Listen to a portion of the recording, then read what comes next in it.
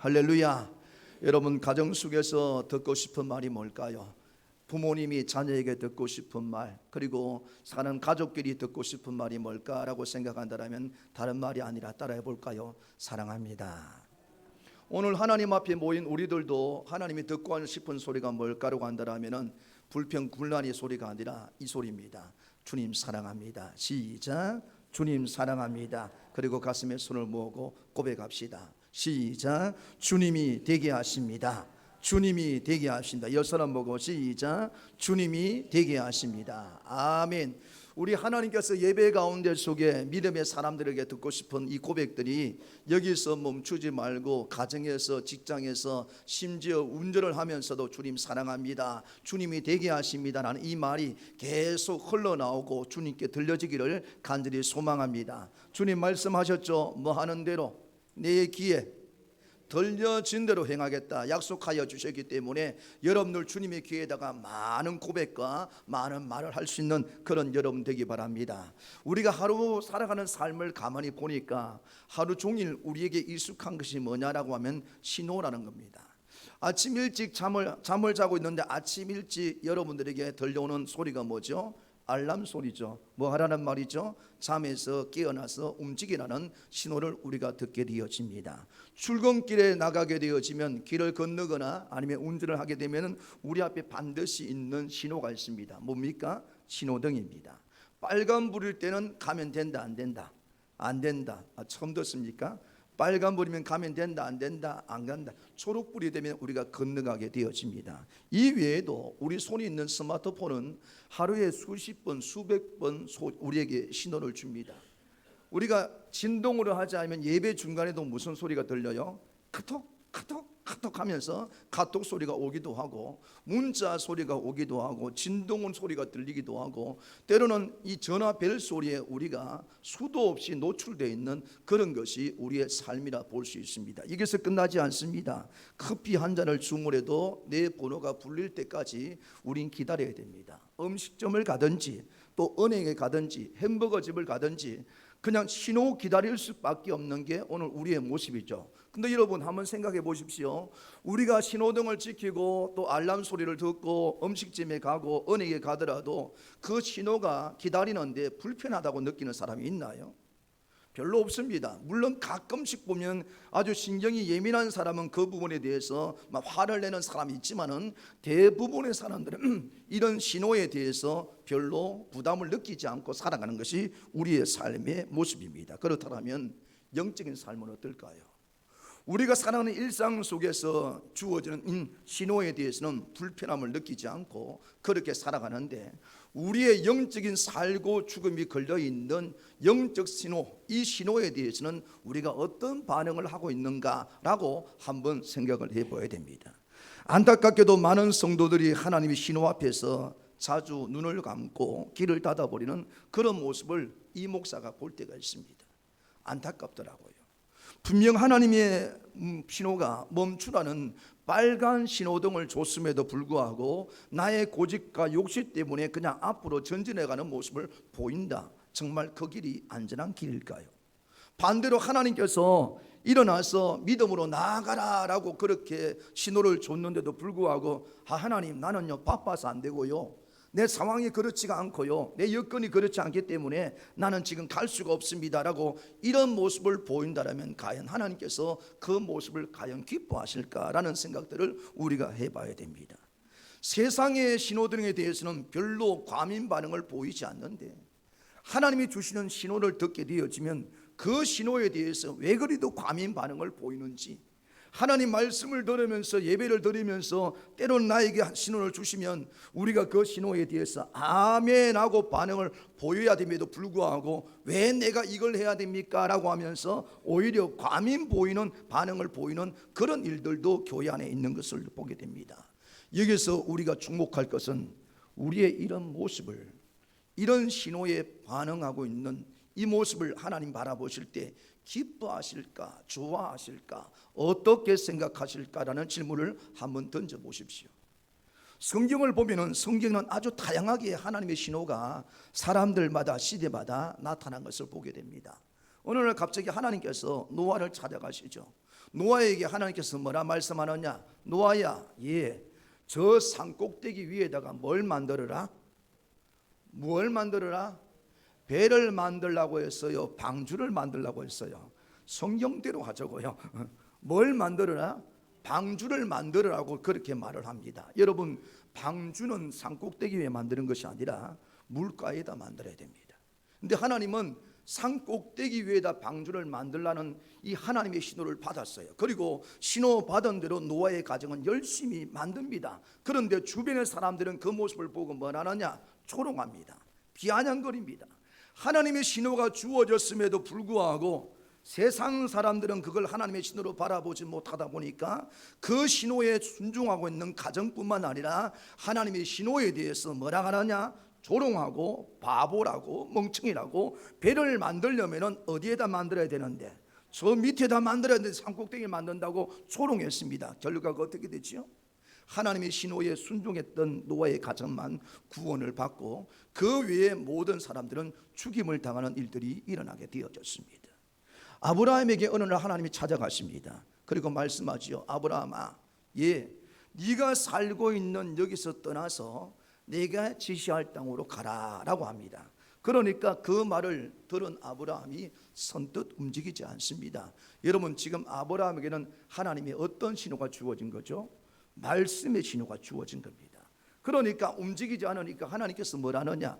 저 하늘을 봐라. 하늘의 별과 같이 땅의 모래알 같이 내 자손을 번성하게 해줄게 라고 하나님께서 약속을 주시니까 그 말씀을 들은 아브라함이 말씀의 신호대로 어떻게 하지요? 움직이게 되어지고 하나님 약속한 땅으로 가게 되어집니다. 그랬더니 아브라함이 어떤 사람이 됐죠? 모든 믿는 자의 조상이 되는 결과가 주어지게 되어졌습니다. 어느 날 엘리야가 산꼭대기에 올라갑니다. 왜 올라갔냐면 3년 6개월 동안 이스라엘 백성들에게 비가 내리지 않는 가뭄에 처해 있다 보니 엘리야가 하나님 앞에 올라가서 열심히 기도하는데, 기도하고 고개를 들어서 종에게 무슨 일이 있느냐라고 물어봤더니 종이 뭐라 하죠? 저쪽에 보니까 사람의 뭐만한, 힌트를 다 주고 있는데 지금, 자, 뭐만한 손바닥만한 구름이 떠 있습니다 라고 그걸 딱 듣는 순간에 엘리야가 아합 왕에게 가서 왕이시여 마차를 타고 빨리 가십시오 라고 그렇게 말을 합니다. 엘리야는요, 기도하고 난 이후에 손바닥만한 구름을 봤는데 그걸 뭘로 받아들였냐? 하나님의 신호로 받아들인 거예요. 이제 비가 멈추어진 것들이 비가 오게 될 거라는 그 신호를 알게 되어지니 아합 왕에게 빨리 마차를 타고 가십시오. 이 말은 뭐죠? 곧 큰 비가 내려서 이 땅을 적시게 될 것이기 때문에, 그러면 마차가 움직일 수 없는 지경이 되어지기 때문에 움직이라는 그런 말을 하게끔 되어집니다. 여러분, 공통점이 하나 있어요. 노아도 아브라함도 엘리야도 공통점이 뭐죠? 하나님의 신호를 제대로 알고 그 신호에 맞게끔 움직였더니 놀라운 결과가 그들에게 주어졌다는 공통점이 주어졌습니다. 성도 여러분, 오늘 우리도 마찬가지입니다. 하나님이 주는 신호를 무시하면 안 돼요. 아멘. 하나님이 주시는 신호를 보는 순간, 알게 되는 순간에 우리가 그 신호에 대해서 움직이는 자가 되어진다라면 그곳에는 사람들이 생각할 수 없는 엄청난 일들이 일어나게 되어집니다. 오늘 본문을 봤더니 오늘 본문에도 여념없이 하나님은 이스라엘 백성에게 또 다른 신호를 하나 만들어주고 있는 것을 보게 되어집니다. 지금 이스라엘 백성은요, 430년 동안 종살이하던 곳에서 나와서 광야를 걸어갑니다.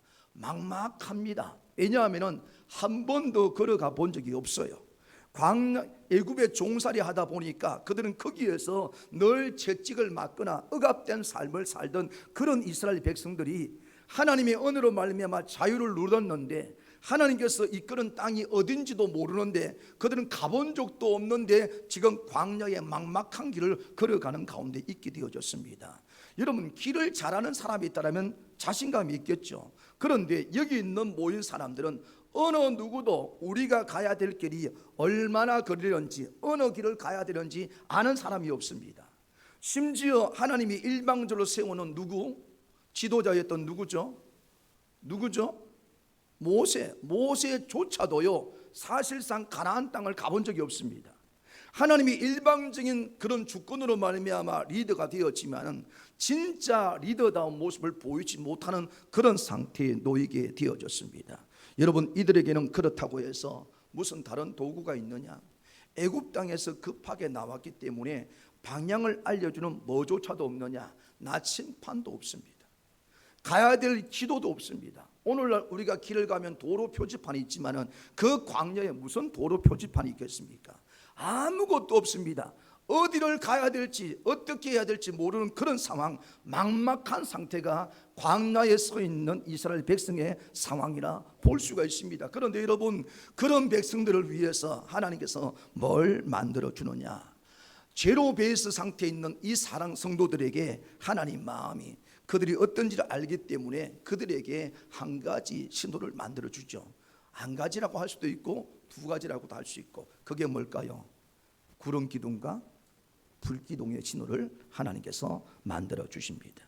여러분, 하나님께서 완벽하고 분명한 신호를 그들에게 설치해 주십니다. 그 신호등 성막 위에다가 하나님께서 뭘 하느냐? 구름 기둥을 만들고 또 불 기둥을 하나님께서 세우게 되어집니다. 그래서 우리가 그런 말을 합니다. 낮에는 무슨 기둥?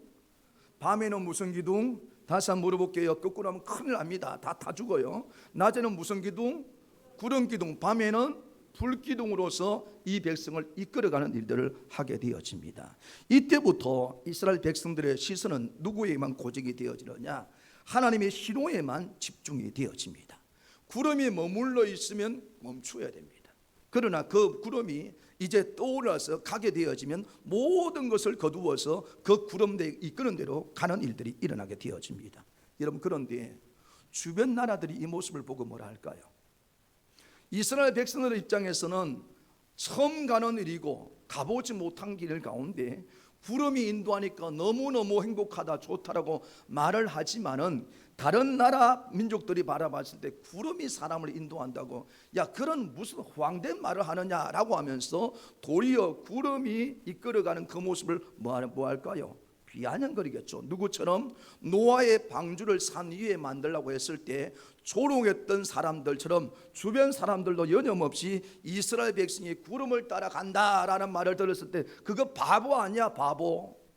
구름을 왜 따라가? 그 구름이 있다가 순식간 사라지면 어떻게 할 건데? 라고 하면서 비아냥의 말을 들을 수 있는 그런 일들이 일어날 수 있습니다. 물어볼까요? 정말 구름을 따라가도 별 문제 없을까요? 어떻게 생각하십니까, 여러분들은? 저는 다른 것에 말씀을 드립니다. 구름 따라가도 별 문제가 없습니다. 왜냐? 이 구름은 누가 만들어 주신 구름이죠? 우리가 만든 구름이 아니에요. 지금 하나님은 이 구름 기둥을 통하여서 구름을 보이는 것이 아니라 누가 보이고 있느냐? 내가 너희를 친히 인도하고 있다는 하나님의 손길이 보여지고 있는 것이 바로 구름 기둥이었습니다.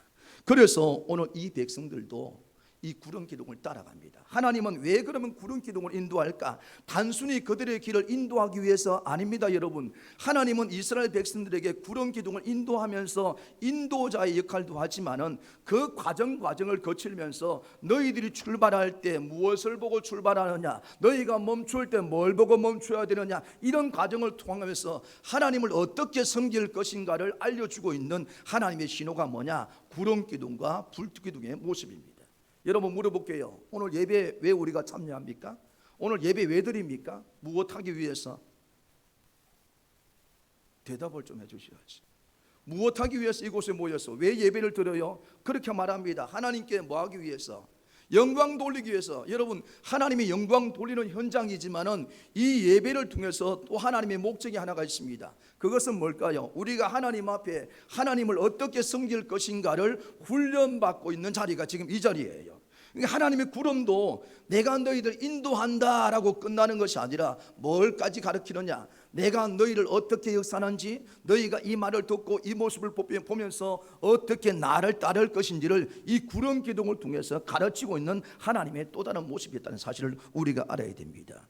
칼빈은 기독교 강요 1권 16장에서 하나님의 섭리에 대해서 뭐라고 말을 하느냐? 이 말을 합니다. 같이 한번 읽어볼게요. 시작. 세상 일이 운명이나 우연에 맡겨진 것이 아니라 하나님의 다스림 아래 있다. 여러분, 사람들은 주변에 말합니다. 참 우리가 이렇게 만난 거 우연입니다. 운명인 것 같아요 라고 그렇게 말할지 몰라도 칼빈은 뭐라느냐, 그것이 운명이나 우연이 아니고 모든 것들이 누구의 다스림 안에 있다. 하나님의 다스림, 이것뿐만 여기서 끝나지 않습니다. 하이델베르크라는 신앙 고백에서도 제27문에 이런 말을 합니다. 읽어볼게요. 시작. 모든 것은 우연히 오는 것이 아니라 아버지의 손으로부터 온다. 무슨 말입니까? 왜 기독교 강요에서도 하이델베르크 신앙 고백에서도 뭐라느냐, 모든 일어나는 일들은 우연이 절대 아니다.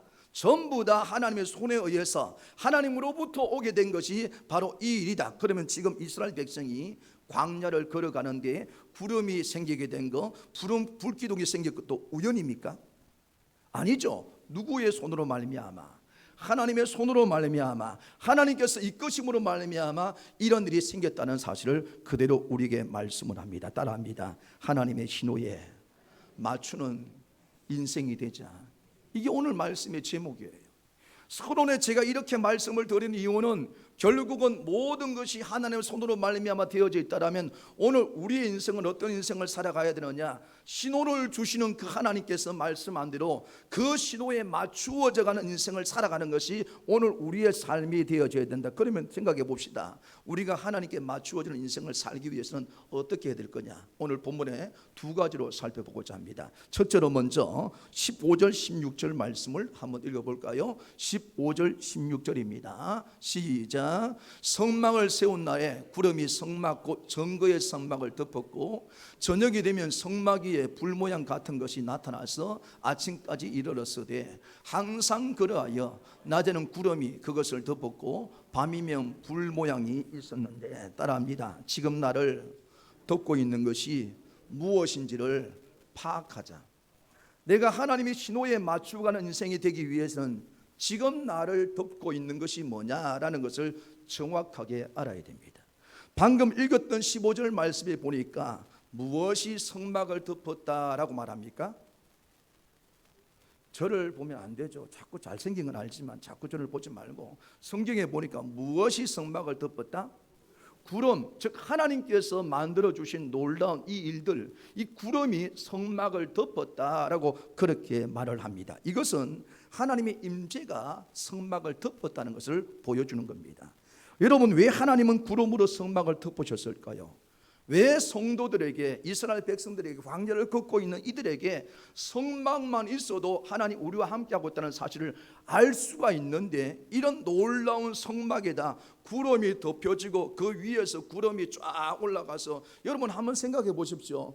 이스라엘 백성이 이동할 때 구름은 성막 위에 조그만 구름이었을까요? 아니면 200만 명이 넘는 그 백성들 위에 쫙 펼쳐져 있을까요? 200만 명 다 위에 있었을 것입니다. 우리로 치면 대구 시민이거든요. 대구 시민들 여기 보면 한순간에 갑자기 먹구름이 확 올리지 않습니까?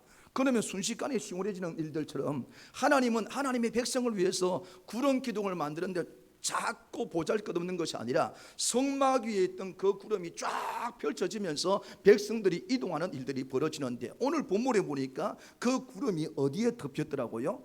분명히 하나님의 임재의 장소인데 그 임재의 장소에 또 다른 구름이 덮였다는 말은 뭐냐? 이 일을 통해서 백성들에게 하고자 하는 하나님의 마음이 있다는 말입니다. 그 말은 뭘까요? 내가 너희 가운데 있다는 거예요. 내가 너희를 지금도 이 성막에 이곳에 국한된 것이 아니라 이 구름이 보여지듯이 내가 너희를 보호하고 있고, 너희들이 앞으로 나아갈 때 어떤 길을 걸어가야 될지 내가 이 인생의 가이드 역할을 할 거니까 너희들 이거 보면서 깨달으라고 하나님께서 이 말씀을 주신 겁니다. 성막에서 시작된 구름 기둥과 불 기둥은 성막만 덮고 있는 것이 아니라 그때부터 그 현상을 보고 있는 이스라엘 백성들, 성막에 계신 하나님으로 멈추는 분이 아니라 저 성막에 계신 하나님이 저 구름같이 우리의 길을 친히 역사해 주셔가지고 딱 인도해 가는 것 같이 우리를 이끌어 주는구나 라는 것이 그들의 생각 속에, 또 어디에? 마음속에 들어가게끔 만들기 위해서 이런 놀라운 일을 하나님께서 보여주셨습니다. 낮에는 구름 기둥으로 광야에 뜨거우면서 벗어나게 만들어 주십니다. 사실 이들이 걸어가는 광야의 그 사막의 열기는요, 어떤 것을 가지고도 절대로 그 열기를 식힐 수가 없습니다. 너무너무 뜨겁기 때문에. 그래서 여러분들이 이런 영화를 보면 항상 그러죠. 낙타를 타고 가기나 낙타 풀에다가 뭐 많이 신고 가요? 보석을 많이 신고 가요. 뭐 많이 신고? 이렇게 물 주전자 같은 것들, 그걸 많이 가면서 물을 먹는 이유가 그만큼 탈진할 수밖에 없는 열이 가득한 사막입니다. 그런데 여러분, 하나님은 한순간에 그 열기를 식혀버리잖아요. 뭘 보내셔서? 구름 기둥, 이 대구 도시를 덮을 수 있는 이 엄청난 구름이 와서 딱 덮어버리면 아무리 뜨거운 것도 금방 식혀질 수밖에 없죠. 그런데다가 어제 저녁같이 뭐가 한번 싹 불면, 바람 한번 불면 이거는 뭐 금상첨화 아닙니까? 하나님께서 이 열기를 식힐 수 없는 그런 땅덩어리를 하나님의 방법으로 한순간에 식혀버리는 그런 일들을 하나님께서 하시게 되어졌습니다. 밤에는 무슨 기둥으로? 불기둥으로서. 밤의 추위가 엄청난데 하나님은 그 백성들이 그런 추위에 얼어 죽지 않도록 만들어가는 것, 여러분, 이것이 우리가 믿는 하나님입니다. 하나님은 여러분들에게 아시는 정도가 그냥 아는 정도가 아닙니다. 여러분들 어떤 형편과 어떤 필요를 느끼는지 다 압니다. 아침에는 무엇이 필요한지, 저녁에 무엇이 필요한지 하나님은 이 기둥들을 통해서 우리에게 말씀하고 있습니다. 뜨거울 때는 우리를 힘들게 만드는 그런 문제에 구름 기둥같이 역사해 주시고, 아멘. 차고 냉랭한 가운데 아무것도 할 수 없는 그런 한 상태에 있을 때는 하나님께서 뜨거운 불기둥을 보내셔서 문제를 해결해 주는 역사를 만들어 주셨다는 것이죠. 그런데 이제 우리가 여기서 한번 물어봐야 됩니다. 이제 하나님의 성막을 구름으로 덮고 있는데 이걸 보면서 백성들이 하나님께서 나와 함께 하는구나, 이걸 느끼고 있는데 오늘 예비하고 있는 저와 여러분들에게는 과연 무엇이 여러분들 덮고 있는지를 점검해 보십시오. 아침에 일어나서 제일 먼저 하는 것이 정말 하나님 오늘도 나에게 생명을 주셨구나, 하나님 감사합니다, 이렇게 살고 계시다라면 하나님의 은혜가 나를 덮고 있습니다. 근데 일어나자마자 오늘 또 어떻게 살지, 오늘 또 어떻게 학교 가지, 오늘 또 어떻게 또 무슨 일을 하지, 시작된 것이 아무것도 없는데 일어나자마자 마음에 뭐부터 해요? 염려부터 해요. 그분은 뭐가 덮인 거죠? 염려가 그를 다 덮고 있는 상황이라 볼 수 있습니다. 그래서 걱정부터 합니다. 어떤 분들은 잘 살다가도 옆에 있는 누군가가 말 한마디 한번 탁 던지면은 그 말이 그냥 내 마음에 확 꽂혀가지고 그때부터 운전을 해도 그 말이 기억나고, 누굴 만나 대화하는데도 그 사람 이야기만 있고, 저녁에 가서 누워있으면 그 사람 얘기만 머릿속에 떠올라가지고 잠도 자지 못하는, 그러면 그 사람은 그때부터 뭐가 그를 뒤덮어버린 겁니까? 사람의 말이 그를 덮어버린 거예요. 상처, 우리의 과거 상처, 지금 우리가 살아간 날들이 얼마나 있겠습니까? 여러분 100살이면 내가 남아있는 날들 계산하면 지나온 시간보다 남은 날이 훨씬 짧습니다. 그런데 우리는 어디에 있느냐? 과거의 상처에 머물러 있는 사람이 굉장히 많아요. 오래전에 있었던 일들로 인해 가지고 아직까지도 그 상처에서 벗어나지 못해서 어떤 일만 생기면 다시금 옛날 상처를 들고 와서 그 상처에서 그 문제를 대입해서 그걸 풀려고 하다 보니까 어떻게 되죠? 못 벗어나는 거예요. 여러분, 이 사람은 뭐에 덮여 있는 사람입니까? 과거의 상처가 그를 뒤덮고 있는 거예요. 성막에는 구름 기둥에 나는 하나님의 은혜가 임하여서 모든 걸 뒤덮어버려서 백성을 변화시켰는데, 오늘 우리가 성도라고 말하는 우리 안에는 뭐가 남아있느냐? 말이 나를 뒤덮어버리고, 불안함이 나를 뒤덮어버리고, 내가 지나왔던 아픈 상처가 나를 뒤덮어버려서 아무것도 하지 못하는 그런 상태에 머물러 있는 것이 오늘 우리의 모습이라 볼 수가 있다는 말입니다. 여러분, 나를 덮고 있는 것이 무엇이냐에 따라서 지금 나의 현실은 달라질 수밖에 없게 됩니다. 불안이 나를 덮으면 작은 문제도 큰 재앙처럼 보일 수밖에 없습니다. 분노가 나를 덮으면 옆에 있는 사람들을 사랑의 대상으로 바라보는 것이 아니라 오히려 그를 저주의 대상, 비난의 대상으로 바라보게 되어집니다. 비교가, 사람을 비교하고 그런 것이 나를 덮어버리면 하나님의 은혜가 주어져도 하나님의 은혜는 작게 보일 수밖에 없는 그런 상황에 도달할 수밖에 없습니다. 그러나 하나님의 임재, 하나님의 은혜가 나를 덮어보면 어떻게 될까요? 모든 것이 달라 보이게 될 줄 믿습니다. 광야라는 이 정말 버림받은 자리 같은 곳, 아무도 가기 싫어하는 이곳에 지금 수백만 명이 광야를 가다가 텐트를 치다가 이동하다가 또 광야를 가다가 이동하다가 텐트 치다가, 그러면 여러분 화장실은 도대체 몇 개를 준비해야 돼? 그렇죠? 이런저런 생각해 버리면 이게 만만한 길이 아닙니다. 불평덩어리 길입니다. 그런데 불구하고 그런 길이라 할지라도 성막에다가 하나님의 구름이 임재하는 것을 보는 순간에 뭘 느껴요? 아무리 어려워도 누가 나를 책임지고 있다. 고백해 봅시다. 누가 나를 책임지고 있다. 하나님이 책임지고 있다는 이 마음을 딱 가지는 순간부터 고난의 길은 고난이 아니에요. 왜냐? 누가 함께 하시니까? 하나님께서 함께 하시기 때문입니다. 광야가 버림받은 자리가 아니라 정말 지금 여러분들이 있는 그 자리가 하나님을 경험하는 자리가 되기를 바랍니다. 기다림은 낭비가 아니라 오히려 은혜를 경험하고 임재를 경험하면 나를 훈련하는 자리구나.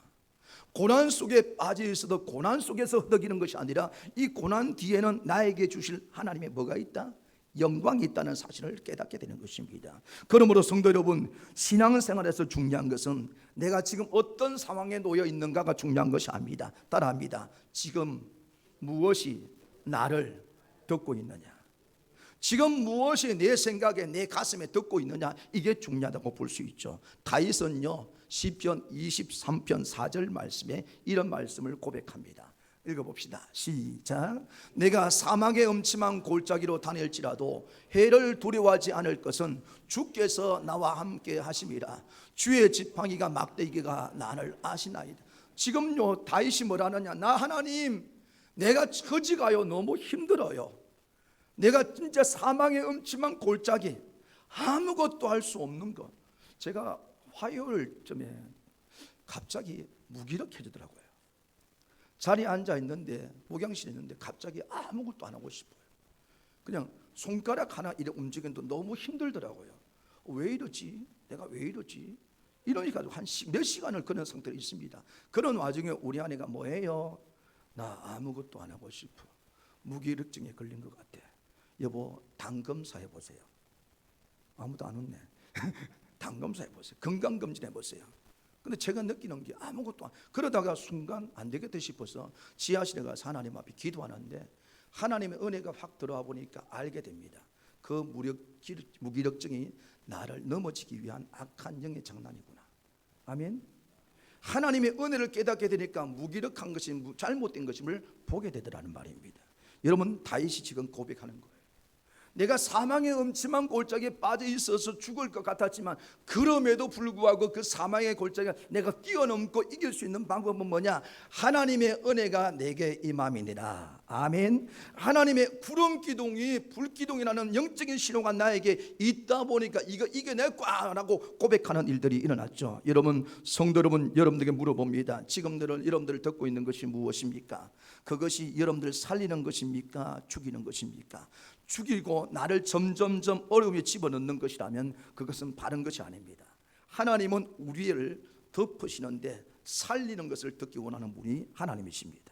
여러분들에게 점검해 보십시오. 내가 하나님 앞에 지금 무엇이 나를 덮고 있는지, 내가 그것으로 말미암아 살아나고 있는지 아니면 점점점 뒤로 밀려나서 죽어가고 있는지, 그렇다면 무엇이 올바른 것인지 정확하게 판단하게 될 줄 믿습니다. 하나님 앞에 하나님의 신호에 이 바로 깨달아서 움직일 수 있는 여러분 되시기를 주님의 이름으로 부탁을 드립니다. 두 번째로, 오늘 우리들이 하나님의 신호에 맞추는 인생으로 살아가기 위해서 어떻게 해야 될까요? 17절 18절 말씀을 읽어봅니다.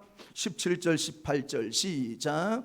구름이 성막에서 떠오른 때에는 이스라엘 자손이 곧 행진하였고 구름이 머무는 곳에 이스라엘 자손이 진을 쳤으니 이스라엘 자손이 여호와의 명령을 따라 행진하였고 여호와의 명령을 따라 진을 쳤으며 구름이 성막 위에 머무는 동안에는 그들이 진영에 머물렀고. 따라합니다. 하나님의 출발 신호에 반응하자. 첫 번째는 내게 덮고 있는 것이 무엇인지를 파악을 했다라면 그 다음부터는 뭐 해죠? 하나님의 출발하면 그에 맞추어서 반응을 해야 됩니다. 과거에 제가 육상을 한 적이 있는데 옛날에는 100m를 달리면은 제가 키는 작고 다리가 짧지만 좀 빨리 달렸습니다. 근데 출발하면은 총소리가 나기 전에 먼저 출발하면 무슨 출발? 부정 출발. 옛날에는요 그렇게 하면은 한 번의 기회를 더 줬습니다. 요즘은 규칙이 바뀌어서 부정 출발하면 바로 레드카드 나와서 경기를 못 뜁니다. 여러분, 왜 그런 일이 벌어질까요? 그만큼 출발 신호가 중요하다는 것을 선수들에게 각인을 시키고 있다는 말입니다. 우리도 마찬가지예요. 우리 인생의 출발도 내가 무엇을 출발하는 것이 아니라 하나님을 제대로 아는 사람, 오늘 특별히 이스라엘 백성들은요, 출발을 자기 마음대로 하지 않습니다. 하나님의 출발 신호가 떨어졌을 때 그들이 출발하고 있는 장면이 방금 읽었던 그 말씀 가운데 나타나고 있습니다. 이스라엘 백성들의 출발 기준은 딱 하나입니다. 누구의 신호였죠? 하나님의 신호였습니다. 내 생각대로 내 속도대로 나간 거 아닙니다. 오직 하나님의 신호대로 그들은 움직였습니다. 이것이 뭘까? 이것이 광야 신앙이에요.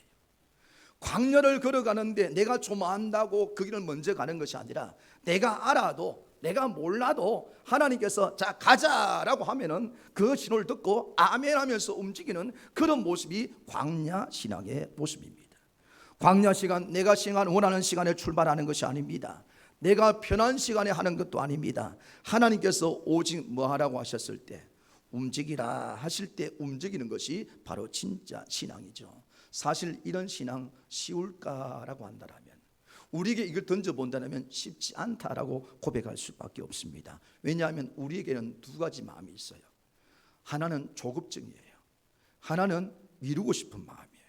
하나님의 신호가 주어지면 딱 맞추어서 움직이면 좋은데, 우리 특별히 경상도 사람은 마음에 뭐가 있어요?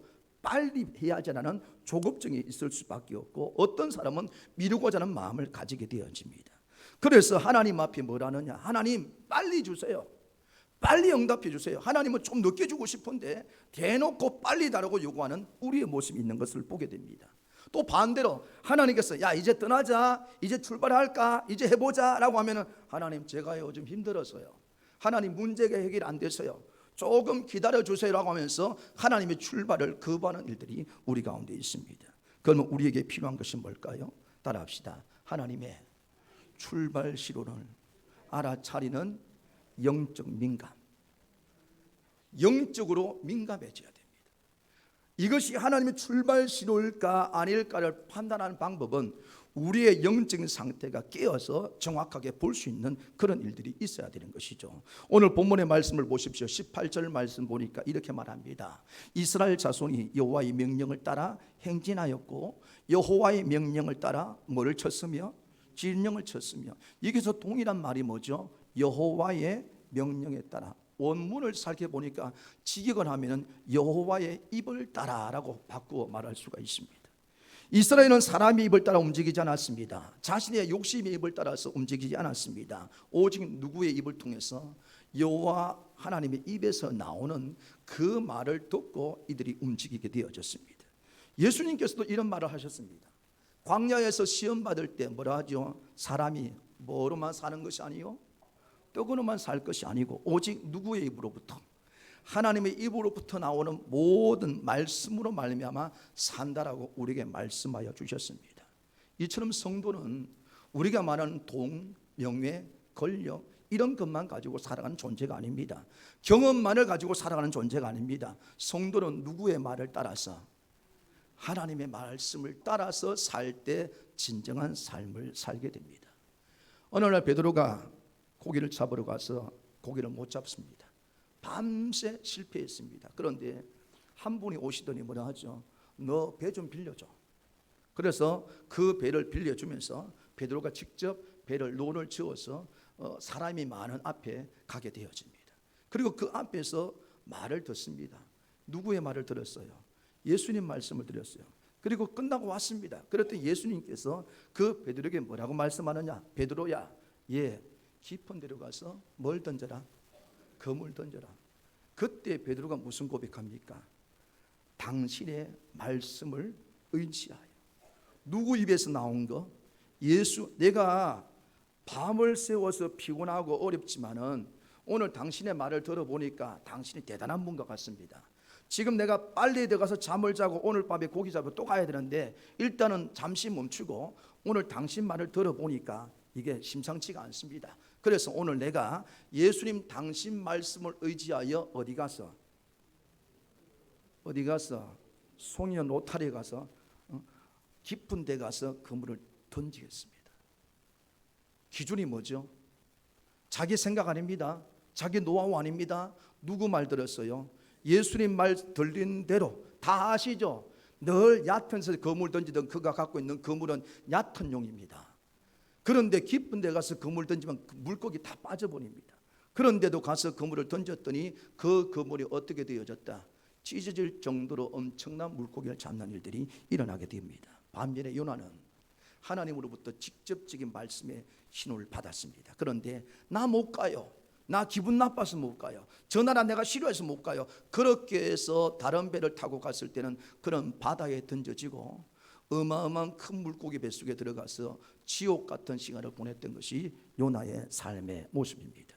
여러분, 똑같이 하나님의 출발 신호를 받았음에도 불구하고 어떤 사람은 그 입에 맞추어서 그물을 던진 사람이 있는 반면에 어떤 사람은 그 출발 신호를 들었음에도 불구하고 무시하고 내가 하는 대로 행했을 때 결과는 우리가 알고 있듯이 완전히 다르다는 사실을 우리는 성경을 통해서 알고 있습니다. 여러분, 그러면 오늘 우리는 어떻게 될까요? 하나님의 출발 신호에 따라서 출발하면 됩니다. 그러면 딱 머릿속에 목사님, 그 출발 신호가 뭔데요? 아니, 예수님처럼 이렇게 베드로가 직접 듣는 말하면 얼마나 좋아요. 근데 우리는 그런 게 없잖아요. 뭘 보고 우리가 출발을 해야 됩니까? 라고 질문이 나올 겁니다. 그럴 때는 다른 것이 아닙니다. 예배 가운데 주시는 말씀이 출발 신호입니다. 여러분들이 개인적으로 새벽에 기도할 때 나에게 막 감동을 주세요. 그 감동이 출발 신호예요. 내가 있는데 누군가가 내 옆에 와서 무슨 말을 던졌을 때 이것이 나에게 유기되는 말이면 그거 출발 신호예요. 제가 이번 주에 제가 김 빠진 날이 있다 보니까 어느 날 갑자기 이제 장기 주사님 되시는 분 한 분이 문자가 왔어요. 예, 선물을 보냈더라고. 제가 너무 감사해요. 너무 감사합니다. 그리고 집사님 이제는 이제 오늘 중직자가 되면 주일 오후 예배도 참석해야죠. 그게 낫지 않을까요? 했더니 답이 오는데 예, 목사님 알겠습니다. 딱 하는데 내가 마음이 얼마나 좋은지 반응이 없네. 내만 좋은가? 여러분, 이 말이 뭘까요? 거부할 수 있습니다. 이유될 수 있습니다. 그런데도 불구하고 그 당사자는 그것이 나에게 주는 하나님의 음성으로 들으면 아멘, 이게 출발 신호예요. 여러분 주위에 누군가가 옆에 와서 누구누구 사랑하자, 누구 기도하자, 미움을 버려라, 우리가 함께 하나님을 찾자, 이런 말을 듣게 되어지면 이게 출발 신호를 하고 나서 그때 들려진 말씀대로 우리가 반응을 보이게 되어지면 그때 오늘 동일하게 이런 역사가 여러분 가운데 일어나게 되는 것입니다. 기억하십시오. 하나님의 신호에 맞추어 반응하는 성도는 광야에서 길을 잃어버리지 않습니다. 하나님이 이끄시는 방향으로 갈 수가 있습니다. 그런데 내가 그 출발 신호를 무시하게 되면은 요나가 겪었던 그 어려움 속에 내가 스스로 던져드는 것과 똑같은 것입니다. 여러분, 부탁을 드립니다. 신호에 반응하십시오. 출발 신호, 감동을 주시고 누군가의 권면을 듣거든 무시하지 말고 이게 내가 하나님 앞에 사는 길이라면 그 출발 신호 듣고 움직인다면 그 움직임의 역사 가운데 하나님께서 변화를 만들어 주실 줄 믿습니다. 말씀을 정리합니다. 오늘 성경은 우리에게 말합니다. 정말 너희가 내 말씀에 따라서 하나님의 신호에 맞추는 인생으로 살고 싶으냐? 그렇다면 지금 너를 듣고 있는 것이 무엇인지를 돌아봐라. 점검해봐라. 그것이 하나님 관계에서 뒤틀려지게 만든 것이라면 그거 던져버리고 이제부터는 하나님의 은혜, 하나님의 구름기둥, 불기둥이 너에게 임할 수 있도록 만들어가라고 말씀합니다. 두 번째는 뭐라고요? 출발 신호 주어지면 말씀 들을 때, 기도할 때, 성경을 읽을 때, 삶을 사는데 이것이 내가 살 수 있는 길을 들려지는 말씀이 되거든 가만히 계시지 말고 출발 신호로 깨닫고 반응하는 여러분들 되시기 바랍니다. 그럴 때 우리의 삶에 놀라운 변화를 하나님께서 만들어 주실 줄 믿습니다. 이런 은혜가, 이런 변화가 여러분 가운데 있기를 주님의 이름으로 축원합니다. 우리 말씀을 생각하며 기도할까요? 하나님 아버지, 우리가 하나님의 신호를 무시했다라면 이제부터 다시 한번 돌아보게 하여 주옵소서. 오늘 하나님 앞에서 나를 듣고 있는 것이 무엇인지를 깨닫게 하시고 이것이 나를 죽이는 것이면 던져버리고 나를 살릴 수 있는 것을 선택하는 그런 저희들 되게 하시고 말씀을 통하여 또 기도를 통하여 감동을 통하여 주실 때 그 출발 신호에 반응할 수 있는 우리들 되게끔 도와달라고 우리 두 손 높이 들고 주여 한번 외치고 간절히 기도합니다. 주여!